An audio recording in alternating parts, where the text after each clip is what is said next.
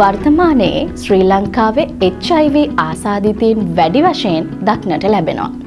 වෙන විදිහකට කියනවා නම් HIV සමග ජීවත් වන මෙරට පුද්ගලයන් සංඛ්‍යාව කැපී පෙනෙන ලෙස වැඩි වෙමින් පවතිනවා. එය 2024 වසරේ.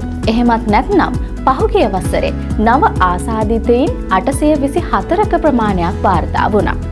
මේ වාර්තා වුණු HIV ආසාදිතයන්ගෙන් 718ක්ම පිරිමි පුද්ගලයන්. ඒ වගේම වයස අවුරුදු 15-24 වයස් කාණ්ඩය තුල පසුගිය වසර තුල HIV ආසාදිතයින් වැඩි වශයෙන් දක්නට ලැබුණා. වයස අවුරුදු 15 සහ 24 වයස් කාණ්ඩයේ නව හඳුනාගත් ආසාදිතයින් සංඛ්‍යාව 115ක්. එම නිසා ඔබගේ HI පරීක්ෂාවන් වගේම HIV ඇතුළු තවත් බොහෝ ලිංගාශ්‍රිත රෝග අවම කරන කොන්ඩම්, ඒ වගේම HIV ආසාදනය බලකන PrEP ඇතුළු බොහෝ සේවාවන් ලබා ගන්න ඔබට ළඟම රජයේ ලිංගාශ්‍රිත රෝග සායනයට යන්න පුළුවන්.